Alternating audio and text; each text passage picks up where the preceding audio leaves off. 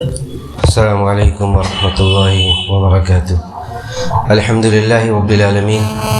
والصلاة والسلام علی سید الانبیاء وافضل المرسلین نبینا محمد وعلی آلہ واصحابہ اجمعین، اما بعد۔ وعن مطلف بن عبد اللہ بن شخیر عن ابیہ قال رأیت رسول اللہ صلی اللہ علیہ وسلم یصلی وفی صدرہ عزیز کعزیز الملجل وفی صدرہ عزیز کعزیز الملجل من البکا۔ معزز حاضرین، محترم بزرگوں اور دوستوں، درس حدیث کے اس سلسلے میں آج جو حدیث آپ لوگوں کے سامنے پڑھی گئی، اس میں اس بات کا ذکر ہے کہ اگر نماز میں انسان کو رونا آ جائے، نماز میں آدمی رونے لگے تو اس کا کیا حکم ہے۔ اسی مقصد سے اس حدیث کو یہاں پہ ذکر کیا ہے۔ کہتے ہیں راوی حدیث کی، میں نے اللہ کے رسول صلی اللہ علیہ وسلم کو دیکھا کہ رونے کی وجہ سے، نماز کی حالت میں رونے کی وجہ سے آپ کے سینے سے ایسی ہی آواز آ رہی تھی جیسے ہانڈیاں پکنے کی آواز آتی ہے۔ جب ہانڈی پکنے لگتی ہے، کھولنے لگتی ہے تو آواز جیسے نکلتی ہے، وہ ایسے ہی رونے کی وجہ سے آپ کے اندر سے آواز آ رہی تھی۔ یہ حدیث ہے، اس حدیث سے یہ ثابت ہوا کہ نماز میں اگر خشیت الہی سے رونا آ جائے تو اس سے نماز پر کوئی اثر نہیں پڑتا، نماز باطل نہیں ہوتی، اس لیے کہ یہ بات نہیں ہے۔ پیچھے چونکہ حدیث جو گزری ہے، پچھلے درس میں جو حدیثیں گزری تھی اس میں نماز کی حالت میں بات چیت کرنے کے تعلق سے بیان کیا گیا تھا۔ تو یہاں پہ یہ حدیث لا کر یہ اشارہ کر رہے ہیں کہ اگر کسی کو رونا آ جائے خشیت الہی کی وجہ سے، اللہ کے خوف سے حالت نماز میں رونا آ جائے، تو اس سے کوئی فرق نہیں پڑتا، کیونکہ یہ تو اللہ کے سامنے حاضر ہونے کا ایک انداز ہے، اور آدمی کبھی کبھار آیات سے متاثر ہو جاتا ہے، تو اس طرح اس سے کوئی مسئلہ نہیں ہے۔ لیکن سوال یہاں پہ آ کے یہ رکتا ہے کہ اگر کسی دنیاوی وجہ سے رونا آ جائے، کسی کے موت کی خبر ملی ہے فوراً اور اس کے بعد وہ نماز میں آیا ہے اور وہ اپنے اوپر ضبط نہیں کر پا رہا ہے، تو ایسے رونے کا کیا حکم ہے؟ تو دیکھیے، اکثر ائمہ جیسا کہ امام احمد بن حنبل کا یہ مسلک بیان کیا جاتا ہے کہ وہ کہتے ہیں کہ اس سے بھی نماز پر کوئی فرق نہیں پڑتا، کیونکہ وہ اس کو ضبط کرنے کی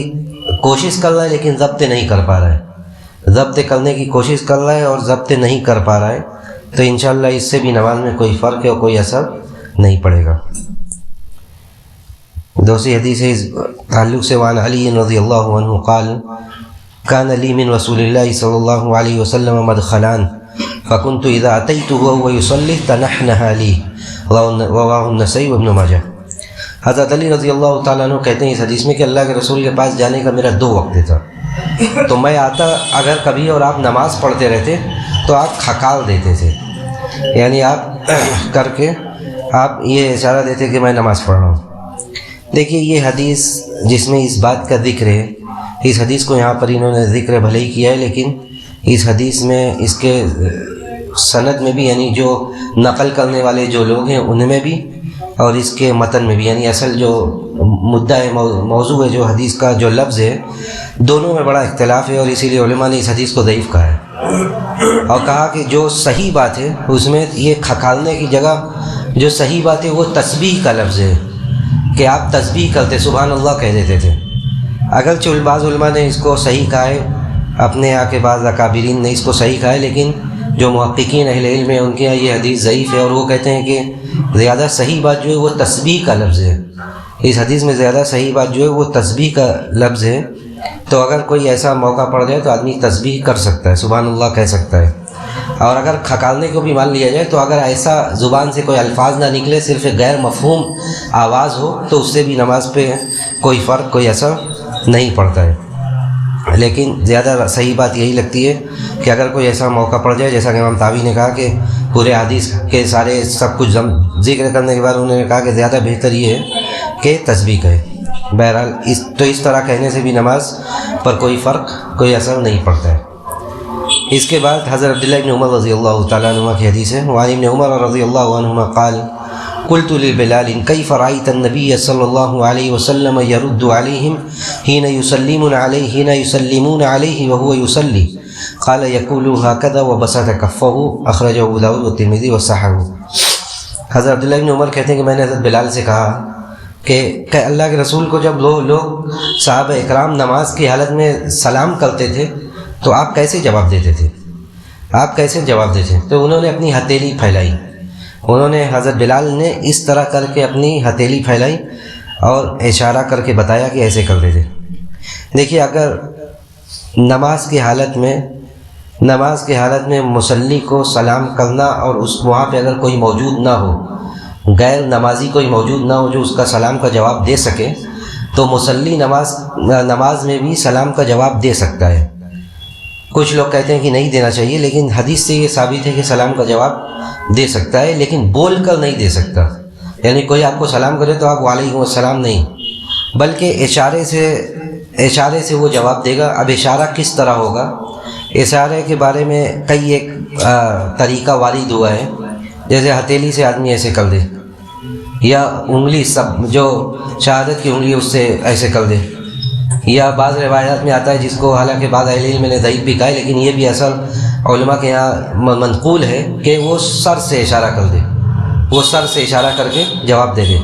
تو یہ اس میں اتنا کرنے میں بھی کوئی قباحت نہیں ہے، کہ اگر کوئی وہاں پہ جواب دے، خاص طور سے ایسی حالت میں یہ جواب دیا جائے گا جب وہاں پہ کوئی ایسا آدمی نہ ہو نماز کے باہر کا جو جواب دے۔ تو اگر کوئی آدمی سلام کر دے تو اس کا اس طرح جواب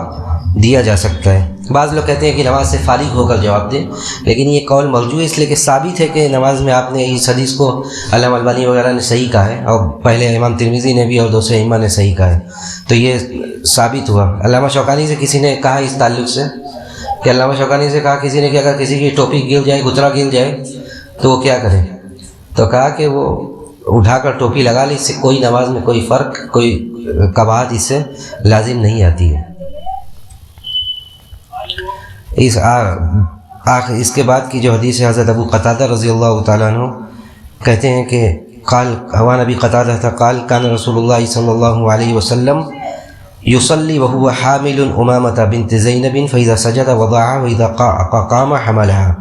متفق علیہ ولمسلم وهو یؤم الناس فی المسجد۔ حضرت ابو قتادہ رضی اللہ تعالیٰ عنہ اس حدیث میں اللہ کے رسول کا ایک عمل بتا رہے ہیں کہ آپ کی نواسی تھی امامہ بنت زینب، جو زینب رضی اللہ تعالیٰ عنہ کی لڑکی تھی، اور اس حدیث میں بیٹی کی نسبت ماں کی طرف کی گئی ہے، باپ کی طرف نہیں کی گئی ہے۔ یعنی ان کے ابا کا نام ابو العاص بھی تھا، ابو العاص ابن الربیع، لیکن اس حدیث میں امامہ بنت زینب کہا گیا ہے۔ تو یہ نسبت عام طور سے جو نسبت ہوتی ہے وہ باپ کی طرف ہوتی ہے، یہ نسبت ماں کی طرف اس لیے کیونکہ اس وقت جو ان کے ابا تھے، ان کے والد جو تھے وہ مشرک تھے، تو غالباً اسی لیے بعض روایات میں حالانکہ صحیح بخاری کی روایت میں یہ بھی آیا ہے کہ وہ بنت حامل، وہ اس طرح کے لفظ ہے کہ بنت لزینب و ابی العاص، تو دونوں ہے، لیکن اگر جہاں صرف یہ تو وہ اسی وجہ سے کہ وہ اس وقت مشرک تھے۔ تو اللہ کے رسول صلی اللہ علیہ وسلم ان کو اپنے نواسی کو لے کر، اور یہ امامہ وہ تھی کہ جن سے حضرت علی رضی اللہ تعالیٰ عنہ نے حضرت فاطمہ کے وفات کے بعد شادی کی تھی، یعنی پہلے خالہ سے اور خالہ کے بعد ان کے بھانجی سے۔ تو حضرت زینب کو اللہ کے رسول اٹھا کر نماز پڑھتے تھے، اور جب فیضا سجدہ وضع، جب سجدے میں جاتے تھے تو رکھ دیتے زمین پر، اور جب اٹھتے تو پھر اٹھا کے گود لے لیتے تھے۔ اس حدیث کو بھی یہاں پہ ذکر اسی لیے کیا گیا ہے کہ اس سے بھی نماز میں کوئی فرق نہیں پڑتا ہے۔ اگر یہ عام ہے، حرمین وغیرہ میں دیکھا جاتا ہے عام طور سے کہ عورتیں لے کر نماز پڑھ لی ہیں اور پھر رکھی اور پھر جب کھڑی ہوئی تو لے لیں، تو اتنے عمل سے کوئی قباحت لازم نہیں آتی ہے۔ حالانکہ احناف نے زبردستی کی اس حدیث کی بہت زیادہ تعویلات کی ہے کہ اس حدیث کا یہ مطلب ہے، اس حدیث کا وہ مطلب ہے، یہ حدیث اللہ کے رسول کے ساتھ خاص تھی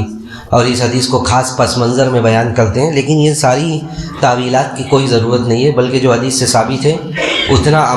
اتنے عمل سے نماز میں کوئی مذائقہ، کوئی حرج نہیں ہے کہ اگر کوئی عورت اتنا کرتی ہے۔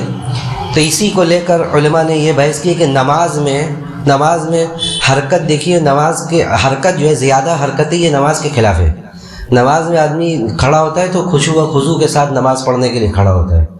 تو اب کتنی حرکت، کتنا عمل کیا جا سکتا ہے کہ وہ جائز ہو، اس پر علماء نے بڑی باتیں کی ہے، لیکن جو بات کہ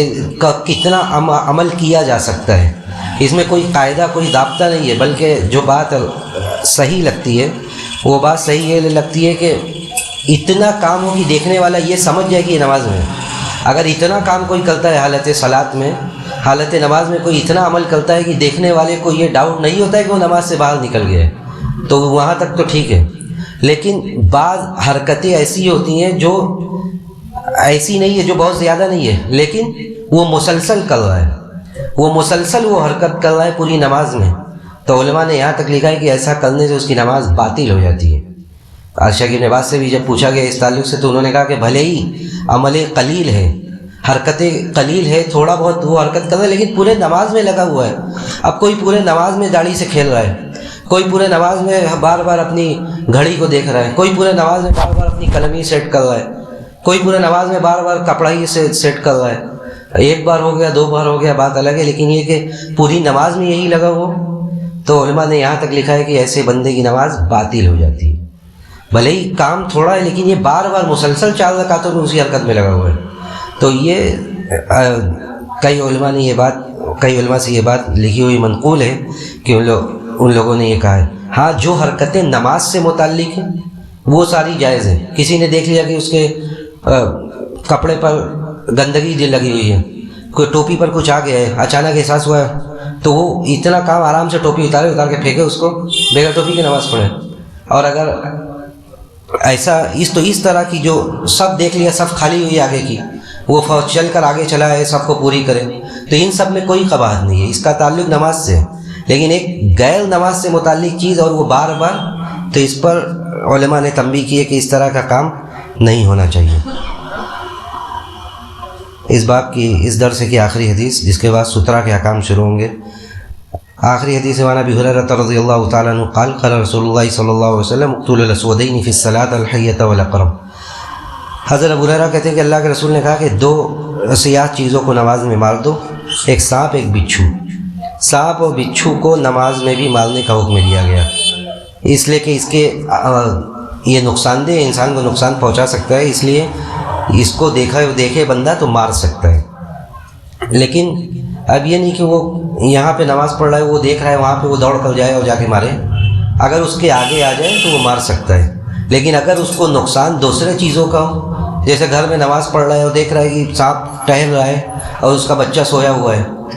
ممکن ہے کہ وہ جا کر اسے کاٹ لے اور مر جائے، وہ نقصان ہو جائے، تو ایسی حالت میں وہ نمازی میں نہیں دوڑتا رہے گا، بلکہ نماز کو وہاں پہ توڑ دے گا، نماز کو توڑ دے گا، جائے گا، جا کر اس کو مارے گا، نماز آ کے دوبارہ پڑھے گا. جیسے علماء نے اس پر مثالیں یہ دی ہے کہ کسی کو دیکھ رہا ہے کوئی بچہ ابھی ندی میں، سوئمنگ پول میں چھلانگ لگائے گا اور جا کر ڈوب جائے گا، تو جائے نماز توڑ کر جائے اور جا کر اس کو بچائے. تو یہ جو مارنے والی بات ہے یہ کہ اس کے سامنے آ جائے، ایسا نہیں کہ وہ پورے میں دوڑ کر جا کر مارے گا. تو یہ حدیث اس لیے یہاں پہ ذکر کی گئی کہ اتنا اگر کوئی کرے تو اس سے بھی نماز میں خلل، نماز میں کوئی نقص لازم نہیں آئے گا، جائز ہے. یہ اس باب کی آخری حدیث تھی. ہم اللہ سبحانہ و تعالیٰ سے یہی دعا کرتے ہیں کہ رب العالمین ہمیں حدیث کو پڑھنے، اس کو سمجھنے اور اس پر عمل کرنے کی توفیق نصیب فرمائے. وصلی اللہ علی نبینا محمد وعلی آلہ واصحابہ اجمعین. والسلام علیکم ورحمۃ اللہ.